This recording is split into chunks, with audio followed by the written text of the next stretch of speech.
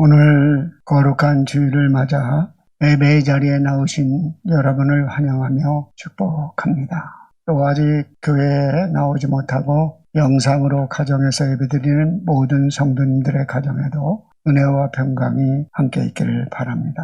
오늘은 특별히 교회 절기로 보면 한 해의 마지막 주일입니다. 다음 주일부터 예수 그리스도의 오심을 준비하는 대림절, 대강절이 시작되어집니다. 그래서 교회 절기상으로는 한 해의 마지막 주일이면서 왕으로 오신 예수님을 맞이하는 주일이기도 합니다.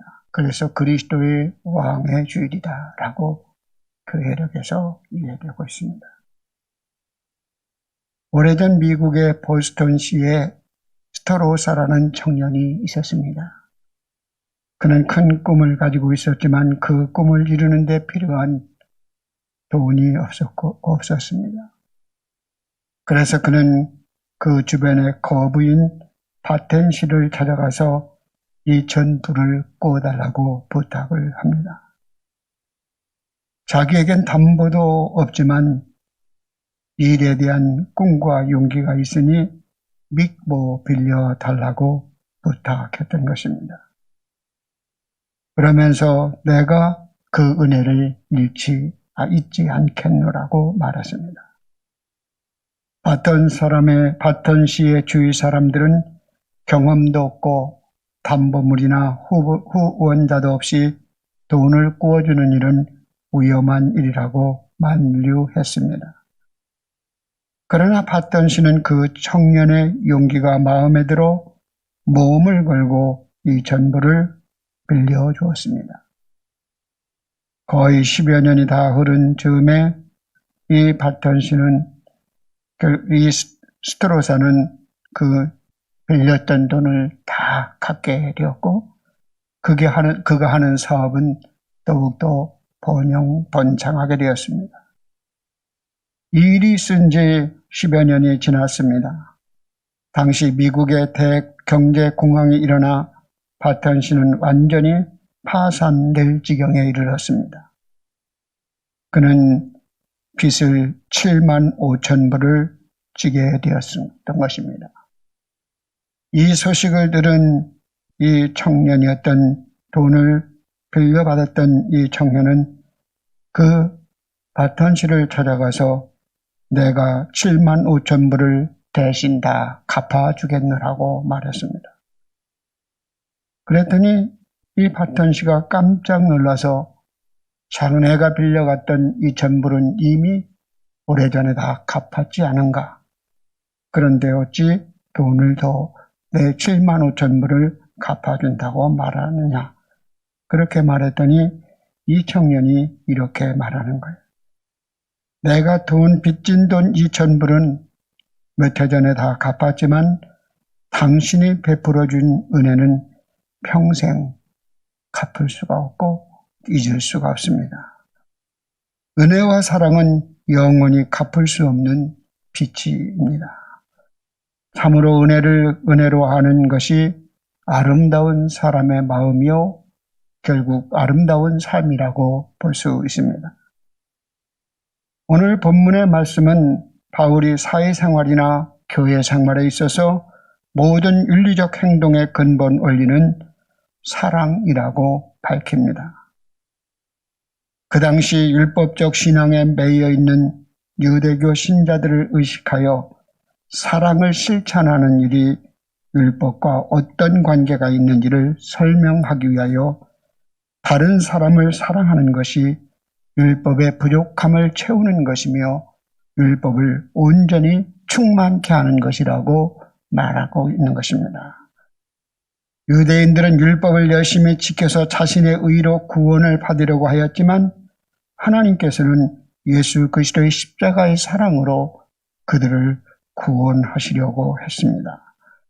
그러므로 그 받은 바 사랑을 우리가 실천하는 삶을 살아갈 때 그것이 구원의 삶이라고 말씀하는 것입니다. 우리가 왜 신앙생활을 합니까? 우리끼리 모여서 예배하고 찬송하고 사랑의 교제만 나누는 것으로는 신앙생활의 목적이 반밖에 안 되는 것입니다. 우리가 예배하고 교제하고 찬송하고 기도하는 것은 그 가운데 우리는 힘을 얻어서 세상을 잘 섬기기 위해서 우리는 그렇게 신앙생활을 하는 것입니다. 우리의 빛을 사람들 앞에 비추어 우리의 착한 행실을 보고 하늘에 계신 우리 아버지께 영광을 돌리게 하라는 마태복음 5장의 말씀처럼 오늘 말씀을 통하여 우리가 어떤 사랑의 빛을 지고 있으며 어떻게 그 사랑의 빛을 갚는 삶을 살아갈 수 있는지를 돌아보고자 합니다. 첫 번째, 우리는 모든 사람은 하나님 앞에 커다란 빚을 지고 있음을 깨달아야 합니다. 경제적으로 빚을 지는 것은 좋지 않지만 사랑에 있어서 부채의식을 가지고 살아가는 것은 좋은 일입니다. 나는 사랑의 빚을 지고 있지. 부모에게나 이웃에게나 하나님께 그런 마음을 갖고 살아가라는 거예요. 원래 로마서 13장 앞에는 국세나 조세는 너희가 그 의무를 다해야 하지만 그러나 빚은 경제적인 빚은 갚아야 되지만 그러나 사랑의 빚도 사랑의 빚을 너가 지고 있다는 것을 우리에게 말씀하는 것입니다. 빚진 것을 반드시 갚아야 하는 것처럼 그리스도인에게 피차 사랑하는 것은 반드시 실천해야 할 의무와 책임이라고 말씀하는 것입니다. 모든 사람은 하나님 앞에 커다란 빚을 지고 있습니다. 그것은 하나님의 사랑의 빚인 것입니다. 요한일서 4장 6절에 하나님이 우리를 사랑하시는 사랑으로 우리를 알고 믿었느니 하나님은 사랑이시라고 말씀하십니다. 우리가 예수를 믿을 때 깨닫게 되는 것은 하나님이 우리를 얼마나 사랑하셨는가를 깨달을 때부터 구원의 출발이 이루어지는 것이고 믿음이 시작되어지는 것입니다. 믿음이 성장할수록 하나님의 사랑이 날마다 깨달아지고 그 사랑에 감동되어 사랑에 응답하는 삶을 살아가는 것입니다. 결국 우리의 믿음은 결국은 사랑으로 주님의 사랑을 받아들인 자로 그 사랑을 베푸는 삶으로 나아갈 때 진정한 율법의 완성을 이루는 것이라고 말씀하는 것입니다. 하나님이 이 땅을 처음 창조하실 때도 사람들을 사랑하셔서 이 모든 것을 만드셨습니다. 자신을 위하여 만든 것이 아니라 우리 인간을 위해서 천지를 우주 만물을 만드신 것입니다. 사랑의 빛은 빛입니다. 그러니까 사랑의 빛을 내가졌다는 것이 빛으로 비춰져야 한다는 말씀입니다. 이 세상에 살면서 빛을 지지 않으면서 사는 인생은 아무도 없습니다. 요즘은 카드잖아요. 전부 대출하잖아요. 다 빛입니다. 그런데 우리는 하나님은 우리는 사람들뿐만 아니라 이 세상의 모든 생명이 서로 빚진 존재로 살아가도록 만드셨습니다. 우리는 태어나는 순간부터 부모와 자녀의 관계, 그리고 또 이웃과 나와의 관계, 친구와의 관계, 또 우리는 사회 공동체 속에서 우리는 알게 모르게 수많은 빚을 지고 살아가는 것입니다. 또한 자연 가운데 달팽이와 풀잎, 지렁이와 흙, 그리고 산과 강 모두가 서로의 빚을 지며 살아가는 것입니다. 이 세상에 빚을 지지 않고는 단 한순간도 살아갈 수 없습니다. 아주 작은 미생물로부터 거대한 우주 위에 이르기까지 모두 우리가 서로 빚을 지며 살아가는 것입니다. 하나님의 사랑은 사람들이 죄를 짓고 하나님을 버렸을 때도 더 큰 사랑을 보여주셨습니다. 로마서 5장 8절에 우리가 죄인 되었을 때 그리스도께서 우리를 위하여 죽으심으로 하나님께 우리에 대한 자기 사랑을 확증하셨느니라고 말씀합니다. 여러분이 주님을 믿을 때, 주님을 부를 때 주님이 십자가에 죽으신 것이 아니라 여러분이 주님을 알기도 전에, 주님을 부르기도 전에, 믿기도 전에 주님이 십자가에 죽으심으로 우리에 대한 사랑을 확증하셨다는 말씀입니다. 하나님께서 죄인된 사람들을 죽음에서 살리시기 위하여 독생자 예수 그리스도를 십자가에 못 박혀 죽게 하셨습니다. 그래서 사람들과 사랑의 관계를 회복하신 것입니다. 보통 사람들은 잘 사랑하다가도 서로가 서운하게 하거나 이해관계가 틀어지면 미움의 관계로 변합니다. 그러나 하나님의 사랑은 그렇지 않습니다. 하나님의 사랑은 변함이 없고 우리가 실수가 있고 허물이 있어도 그 사랑으로 덮어주시고 신실하게 우리를 먼저 배반하지 않습니다. 그래서 독일의 유명한 신학자 마틴 부버는 너와 나라는 이치엔다우라는 책에서 하나님은 영원히 우리를 실망시키지 않는 분이라고 말씀합니다.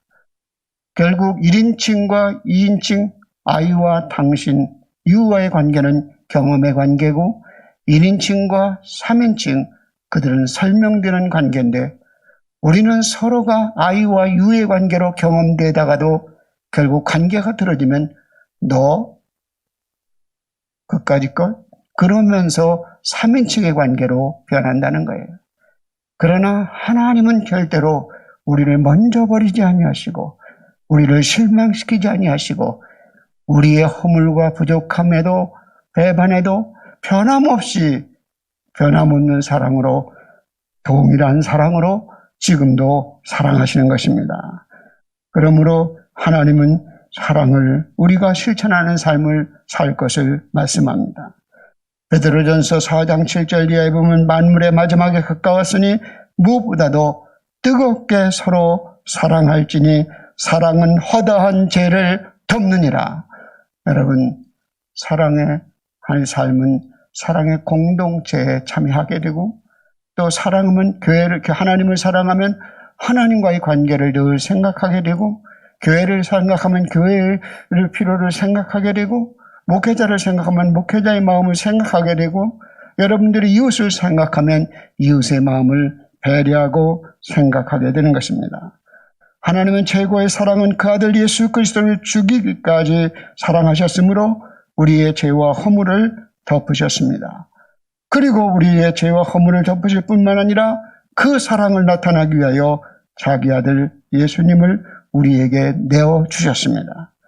로마서 8장 32절에 보면 자기 아들을 아끼지 아니하시고 우리 모든 사람을 위하여 내어주시니가 어찌 그 아들과 함께 다른 선물은 우리에게 주시지 않겠느냐. 아들을 주시기까지 사랑하신 분이라면 어찌 다른 것이 안 주겠느냐. 그 큰 사랑은 또 다른 것을 얼마든지 주시는 사랑의 하나님임을 말씀하는 것입니다. 모든 사람은 하나님의 최고의 사랑을 이미 받은 자입니다. 예수 그리스도께서 그리스도께 생명의 빛을 진 사람들입니다. 우리가 하나님께 최고의 사랑의 빛을 진 자인 것입니다.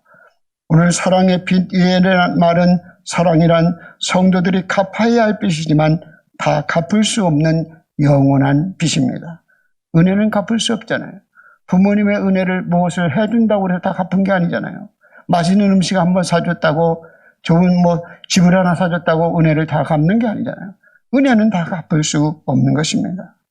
여기 아무에게든지라는 말씀은 사랑의 빛을 갚아야 할 대상이 세상 모든 사람들에게 미쳐야 한다고 말씀하는 것입니다.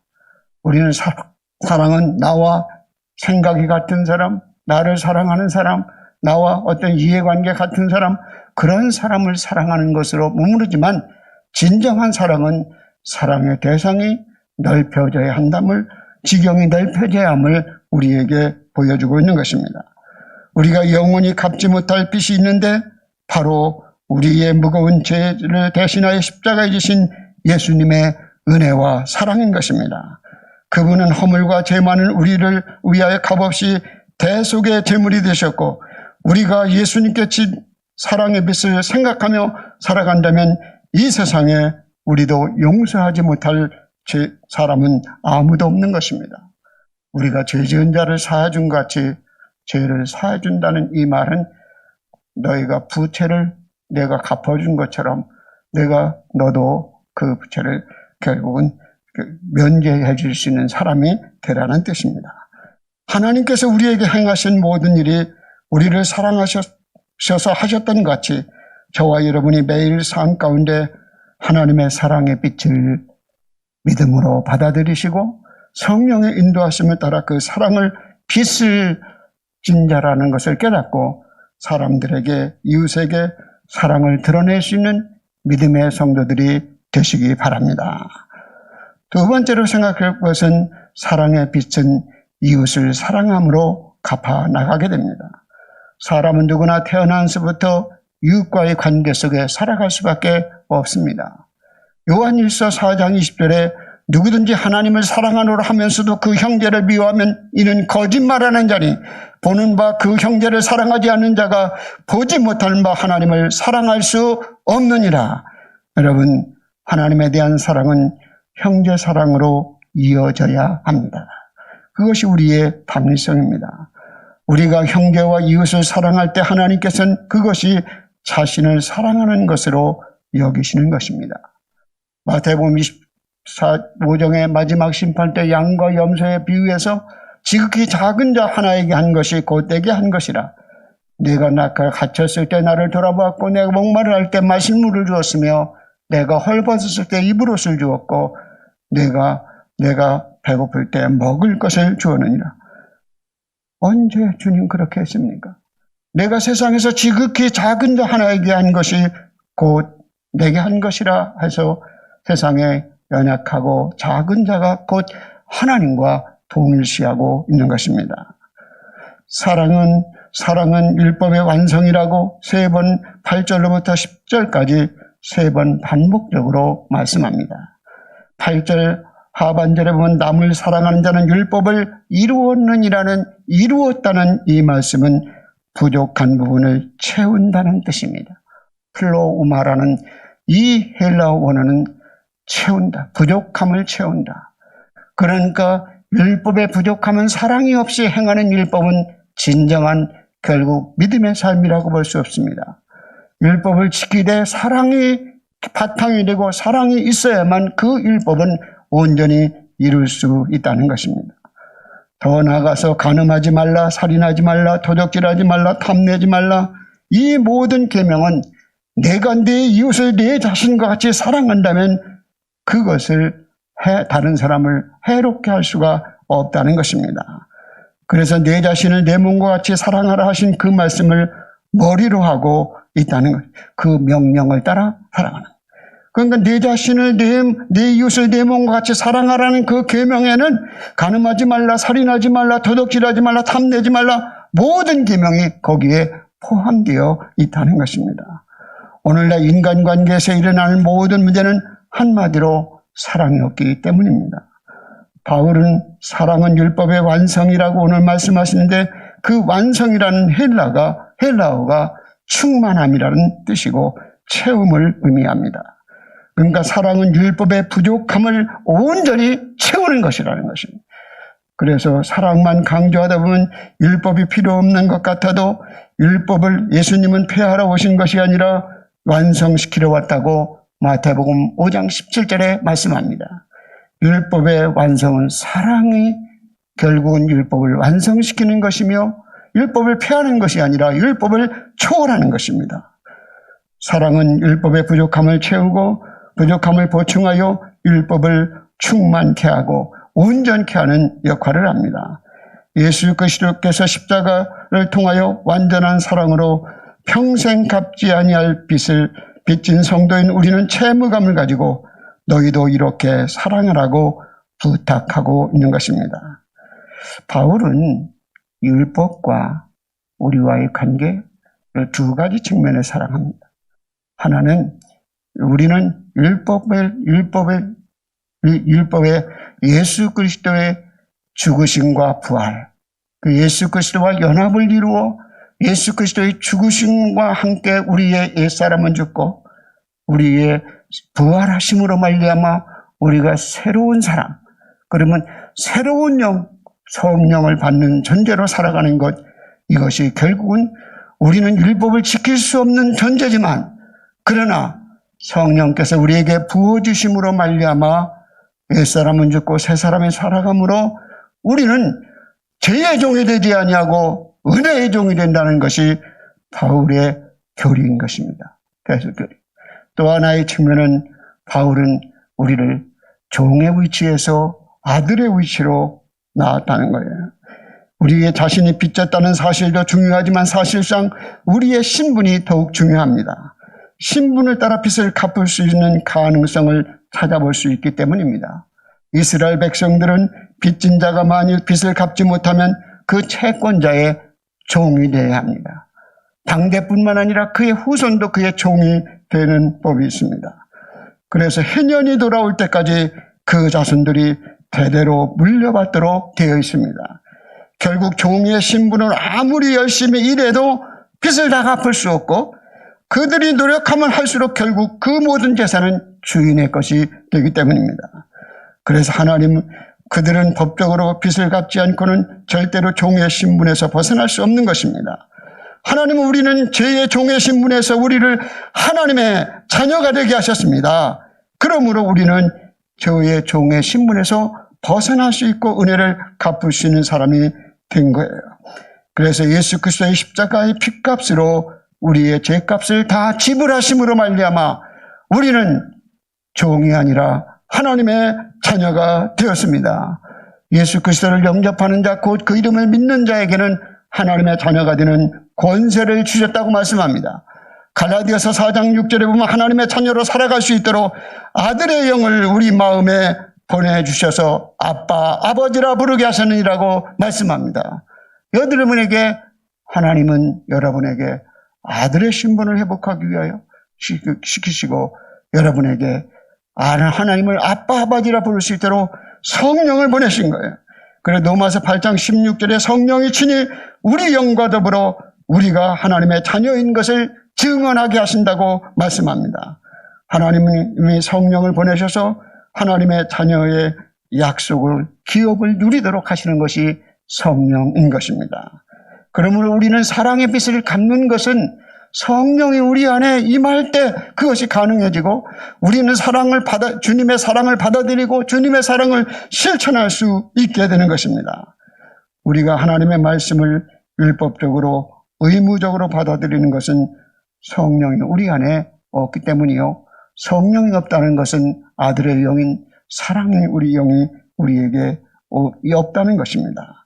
내가 하나님을 사랑하지 못하면 하나님께 예배드리고 그 말씀을 따라가는 것이 의무적이고 율법적일 수는 있지만 진정한 사랑이라고 말할 수 없는 것입니다. 물론 억지로라도 사랑하면 그것도 사랑이 될 수 있지만 그러나 우리의 삶 속에 진정한 사랑은 마음으로 받은 사랑을 갚는 심정으로 사랑할 때 진정한 사랑이 이루어지는 것입니다. 하나님을 사랑하는 성도들은 그 이웃 형제를 사랑함으로 주님의 사랑의 빚을 갚는 자가 되는 것입니다. 우리는 하나님의 사랑이 빚진 자입니다. 하나님의 사랑은 예수 그리스도를 통하여 사람들을 살림으로 빚을 갚는 것입니다. 우리는 사랑의 빚진 자로 죽어가는 영혼을 살리는 일에 참여해야 합니다. 우리는 사랑의 빚진 자로 사랑의 공동체 안에 속해 우리는 서로가 사랑을 나누어야 합니다. 가끔 보면 그런 생각이 있어요. 난 사랑을 주지도 않고 사랑을 받지도 않을 거야. 나 혼자 살 수 있어. 나는 배우고 재물이 좀 있다고 생각하는 사람 가운데 사랑을 주지도 않고 받지도 않겠다고 생각하는 그 자신만만하게 말합니다.